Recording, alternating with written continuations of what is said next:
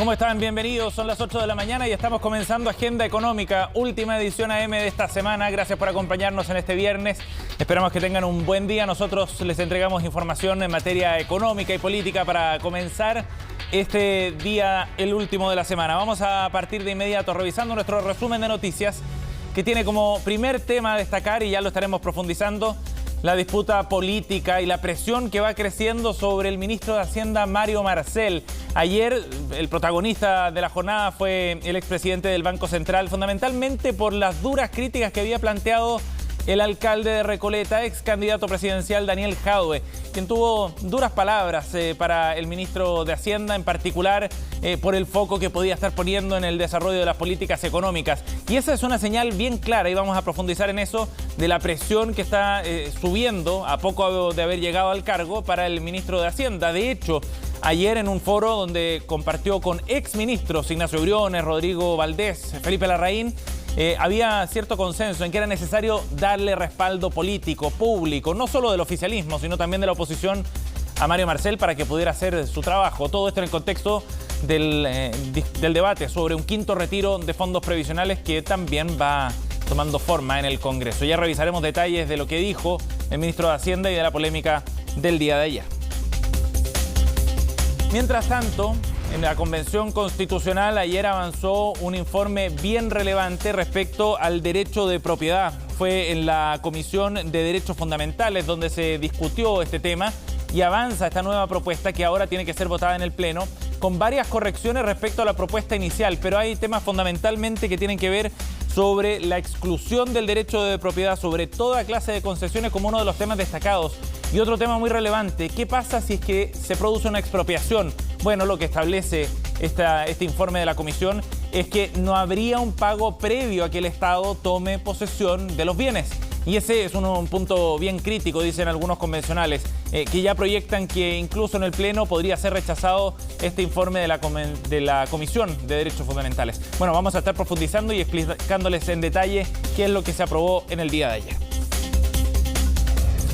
Por otra parte, en materia de mercados, el precio del dólar sigue retrocediendo. Ayer lo hizo con bastante fuerza y llegó a su menor nivel en 6 meses, llegando hasta los 789 pesos en el dólar interbancario, una caída de 0,48% de la mano de un precio del cobre que a nivel internacional siguió al alza, y por otra parte también con una bolsa, la de Santiago, que está apreciándose y volvió a acercarse a los 5.000 puntos. De hecho, es una de las bolsas que ha crecido más en el inicio del año, en el contexto incluso de la guerra entre Ucrania y Rusia. Ya le contamos más detalles en unos minutos. Y a propósito de la guerra entre Ucrania y Rusia y de los cambios de fondo en el mercado internacional en materia energética, se hizo un anuncio muy relevante el día de hoy, porque la Unión Europea y Estados Unidos llegaron a un acuerdo para que los Estados Unidos puedan entregarle gas a los países europeos y de esa manera ir reduciendo el nivel de dependencia que tienen hoy día los vecinos de Rusia respecto a este hidrocarburo fundamental para el sistema energético del viejo continente. Es un anuncio bien relevante, no solo por las implicancias que tiene en el corto plazo para los precios, sino también porque de alguna manera va estructurando de manera distinta con una mirada de largo plazo las relaciones comerciales a nivel internacional. Vamos a estar analizando los detalles de esta noticia que conocimos durante esta mañana. Y revisamos también cómo partieron los mercados el día de hoy para tener algunas pistas de lo que podría ocurrir durante la tarde en la bolsa chilena. Partamos revisando los números en Europa, las bolsas que están abiertas a esta hora y que están transitando hacia terreno positivo. El Eurostoxx a esta hora subiendo 0,27%, mientras que Londres está subiendo, pero muy poquito, 0,01%. El DAX alemán a esta hora gana 0,31% y el Nikkei más temprano cerró con una apreciación de 0,14%. Jornada en general positiva para las bolsas, lo que podría alentar también un día de alzas importantes acá en la Bolsa de Santiago y quizás romper esa resistencia de los 5.000 puntos que ya veíamos anteriormente y que podría determinar también el curso para la moneda local, para el peso en relación al dólar. Bien, 8:05. Vamos a analizar entonces lo que ocurrió ayer y el debate que se está generando respecto a la figura de Mario Marcel y cómo crece la presión política por distintos flancos para el ministro de Hacienda, para el gobierno en términos generales. Fundamentalmente porque la discusión sobre el quinto retiro va tomando forma en el Congreso y el gobierno ha sido muy claro al respecto. No están dispuestos a apoyar esta iniciativa y eso le ha valido varias críticas, entre ellas de Daniel Jadwe al ministro de Hacienda. Críticas que se van intensificando en la medida en que también hay otras presiones en materia inflacionaria, con un alza en el precio de los combustibles o el precio del pan, que va surgiendo o sugiriendo más bien nuevas iniciativas de ley también, a las que ha respondido el ministro de Hacienda. Revisamos detalles de lo que ocurrió ayer en la siguiente nota. No es la primera vez que lo critica. Daniel Jadwe nuevamente arremetió en contra del ministro de Hacienda en otra muestra del fuego amigo. Todos sabíamos quién era Marcel. Fue el presidente del Banco Central puesto por Sebastián Piñera. Lo que hace 2 semanas era el peor gobierno de la historia. Críticas que surgen en medio del debate del quinto retiro y la negativa del gobierno a apoyar esta iniciativa en circunstancias en que la misma coalición oficialista e incluso el presidente Gabriel Boric votaron a favor de los 4 retiros anteriores. Si bien Mario Marcel no suele responder a este tipo de polémicas, esta vez el secretario de Estado sí tuvo palabras para Daniel Jadwe. Hasta donde yo recuerdo, a mí me nombró como consejero del Banco Central la presidenta Bachelet. Y la misma presidenta Bachelet me nombró presidente del banco. Así que creo que solo corregiría ese dato que está un poquito equivocado. Tras la polémica, el presidente Boric, en un gesto que fue considerado como un respaldo, compartió en sus redes sociales una nota de prensa que destacaba a Marcel como el mejor presidente de bancos centrales de 2021. Asimismo, el exministro de Hacienda de Sebastián Piñera, Ignacio Briones, se sumó a las palabras de apoyo.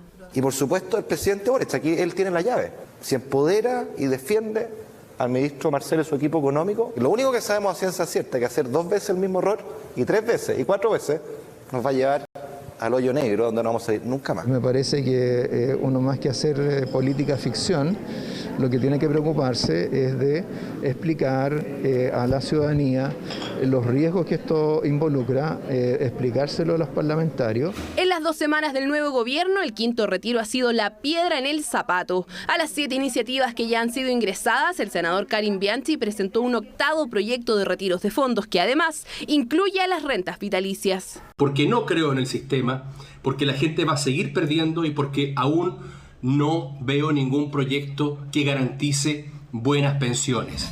Las advertencias ya están hechas y ahora le queda al Congreso decidir. Hasta ahora, aún no hay fecha de votación en la Comisión de Constitución de la Cámara. Bien, es importante reforzar el encuadre, digamos, de lo que está ocurriendo en materia económica y política, porque la presión sobre el gobierno para ir avanzando en ayudas sociales va creciendo y en paralelo toma forma esta discusión sobre el quinto retiro. De hecho, como veíamos, se presentó un proyecto ya en la Cámara Alta, en el Senado, para avanzar en esta línea y varios senadores han dicho que estarían dispuestos a aprobar este tema. Bueno, al respecto, Mario Marcel se refirió específicamente sobre el quinto retiro, nuevamente ratificando su rechazo, pero es interesante escuchar también el análisis que hizo sobre las políticas que se entregaron en el gobierno anterior. Esto fue lo que dijo. Explicar a la ciudadanía los riesgos que esto involucra, explicárselo a los parlamentarios, en contraste con lo que ocurrió cuando surgió el tema de los retiros, que era, ¿cierto?, un gobierno que era muy lento en reaccionar con los apoyos a la ciudadanía en un momento de crisis. Un gobierno que cierto, tenía una actitud más bien protectora hacia la AFP en la discusión de una reforma previsional. Hoy día tenemos un gobierno que por un lado apunta, sus objetivos son de fortalecer los derechos sociales, que son de una reforma previsional de verdad. Bien, ahí marca una diferencia bien clara respecto a las ayudas que va a entregar el gobierno en comparación a la anterior y también a la discusión sobre la reforma previsional. Pero ayer hubo respaldo político y es interesante detenerse un segundo en eso también de otros sectores, de sus antecesores, Felipe Larraín, escuchábamos también a Ignacio Briones, Rodrigo Valdés, sobre el trabajo que está desarrollando Mario Marcel. Escuchemos al exministro de Hacienda del presidente Piñera, Felipe Larraín, sobre este punto. Yo tengo la mejor impresión del ministro Marcel. Él va a tener, como tienen todos los ministros de Hacienda, muchísimas presiones. Yo creo que él tiene el apoyo de mucha gente para tratar de conducir un proceso ordenado, la ayuda. Y parte de esa ayuda también es la crítica constructiva, porque creo que, y el rol que hace el análisis técnico. El análisis técnico es importante, es un elemento, no es el único, pero es un elemento importante de tener en cuenta.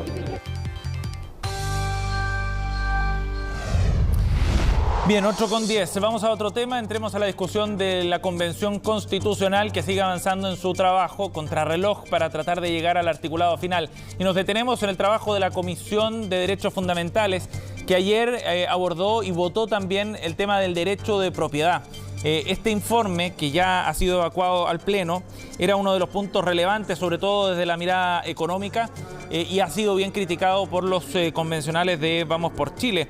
Y ayer se evacuó este informe con una característica bien relevante, porque elimina la norma que establecía un pago previo de indemnización. En la legislatura actual, en la norma que tenemos hoy día, se establece un pago previo a que el Estado se haga del bien que está expropiando. Pues bien, eso se eliminó en este articulado y eso quedará en manos de la ley. Que se tenga que promulgar a futuro, la forma en la que se realizará ese pago, cuál será el justo monto de pago y los criterios para definirlo, y la oportunidad en que se realice precisamente ese pago. ¿Por qué es tan relevante esto? Porque algunos abogados y economistas también han interpretado que esto podría debilitar el derecho de propiedad en nuestro país, y ese es el punto más relevante de este informe, en particular del número 18 sobre el derecho de propiedad, del informe que votó ayer la comisión. Ayer hubo debate intenso en esta materia. Como decíamos, los convencionales de Vamos por Chile han planteado aquí algunos reparos sobre esta iniciativa por ese debilitamiento que se presume podría generar en el derecho de propiedad, pero todavía queda la votación en el Pleno, y ahí algunos convencionales del colectivo socialista, por ejemplo, plantean que quizás no alcance a tener los 2/3 que necesita para llegar efectivamente al borrador de la Constitución. Por otro lado, hay un punto en particular que se refiere a la exclusión del derecho de propiedad sobre toda clase de concesiones, lo que pondría todavía más presión respecto a este tipo de propiedad, aquella concesionada, carreteras, por ejemplo, entre otro tipo de infraestructura. Bueno, son algunos de los puntos que han salido de este informe de la Comisión de Derechos Fundamentales y que ahora entonces tendrá que ser revisado por el Pleno.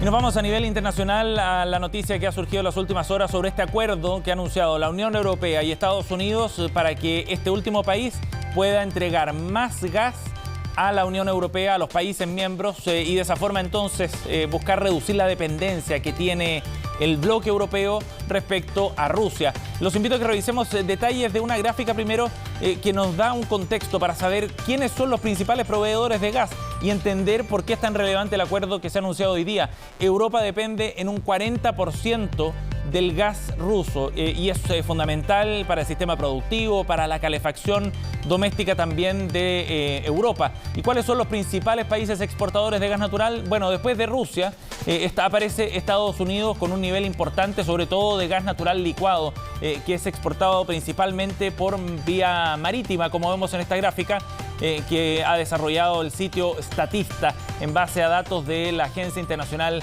de Energía. Luego le sigue Qatar, aparece Noruega también, que es uno de los principales proveedores actualmente del mercado europeo, y luego Australia, pero que por razones obvias aparece como un proveedor bastante más lejano. Lo interesante de este acuerdo, para profundizar en este punto, es que Estados Unidos se compromete a un envío importante de gas de más de 15.000 millones de metros cúbicos anuales de aquí hasta el año 2030, lo que significa aliviar la dependencia europea de Rusia en materia de hidrocarburos. Y esta es una transformación bien relevante porque puede tener consecuencias de largo plazo sobre cómo está estructurado el mercado energético y también las relaciones comerciales entre la Unión Europea y Rusia.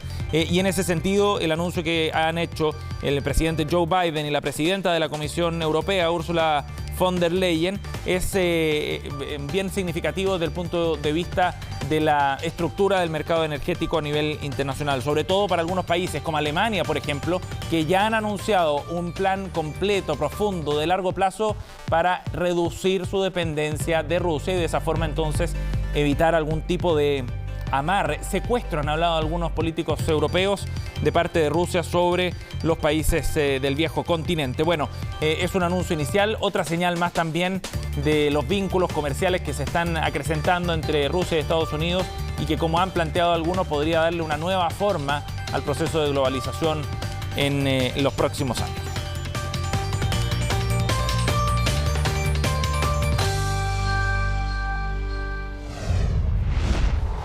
Bien, 8:15, vamos a otro tema para revisar detalles de la discusión que se está dando sobre el aumento en el precio del pan. Ayer lo conversábamos con el diputado Carlos Bianchi. Hay propuestas desde el Congreso que lo que buscan es generar algún tipo de mecanismo, puede ser un subsidio, quizás una fijación de precios, han dicho los parlamentarios, para evitar que el pan siga subiendo, el pan o alguno de los derivados del trigo. Bueno, es en este sentido que se abrió el debate ayer. El ministro de Hacienda, Mario Marcel, planteó su punto de vista y también los mismos productores del sector. Revisamos detalles en la siguiente nota de María Luisa Carrero. Es uno de los alimentos más consumidos. Una familia de 3 personas puede llegar a comprar mensualmente más de 17 kilos de pan y solo uno de sus integrantes comer poco más de 5 kilos en promedio. Por eso, que su precio bordee e incluso supere los 2.000 pesos golpea fuertemente. Es un problema mundial. No podemos hacer nada. Está todo subiendo, los sueldos son los mismos. Yo creo que ahí tienen que hacer propuestas distintas al gobierno también para poder mantener los precios. El alza ha sido sostenida desde hace un tiempo. Algunos calculan que bordea el 30%. Muchos han disminuido la cantidad que compran diariamente, más no el monto. Lo cierto es que cada familia ha tenido que buscar sus propias fórmulas para ahorrar. Nosotros compramos más de 3.000 pesos de pan porque somos como 5. Ahora tengo que comprar un poco menos. Y a veces hago pan amasado yo. Hemos bajado el consumo. Hemos decidido comprar pan de molde que te dura un poco más, porque el pan corriente te dura el día. En esa línea, parlamentarios del PPD e independientes presentaron un proyecto de resolución que busca establecer un subsidio para disminuir y controlar el precio del pan y otros productos que utilicen harina y trigo y que estén en la canasta básica. Hemos propuesto efectivamente al gobierno, primero es que recoja esta inquietud ciudadana en todo el país, porque esto significa ni más ni menos que del orden de 60 a 80 mil pesos solo 1,5 kilos hasta 2 kilos diarios de pan en una familia. Y hemos propuesto un mecanismo de estabilización del precio del pan. Algo así como el MEPCO, que actúa en los combustibles, pero que esta vez se haga cargo del pan. Lo llaman MEPPAN, un mecanismo de estabilización. Cualquier iniciativa que sea favorable para mantener el precio del pan, lo encuentro muy bueno. Ahora, la manera, cómo se va a hacer, no sé, todavía ellos no plantean la forma. El tema es si cierto, uno se va a preocupar de ir precio por precio, cierto, generando mecanismos ad hoc para enfrentar la situación de precios específicos, o se va a preocupar de la inflación. Alza del precio del pan que viene desde la pandemia. Las importaciones de trigo panadero en 2021 llegaron a las 942.000 toneladas, un 17% menos que en 2020. Chile en su gran mayoría compra Argentina, Canadá, Estados Unidos y Francia, y aunque no lo adquiere de Rusia y Ucrania, sí hay temor de que el conflicto aumente aún más el precio del trigo a nivel mundial. La crisis de Ucrania-Rusia, que son dos de los mayores productores de trigo, Ucrania el sexto y Rusia el primero. Nosotros importamos el 40% del trigo y panadero que se usa. Por lo tanto, esto viene a sumar ya algo que se venía manejando hace 2 años. Incertidumbre en el rubro panadero. Esta semana, nos cuentan, subió el precio de la harina nacional e importada. Por lo tanto, lamentablemente, no se descarta que el pan siga subiendo de precio. Oral B.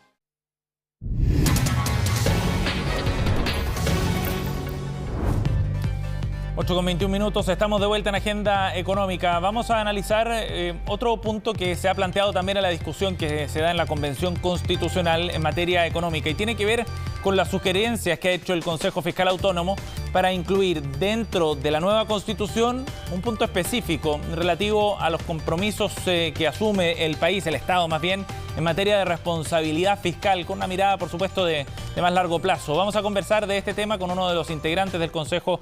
Estamos junto al economista Germán González. Gracias por conversar con nosotros, Germán.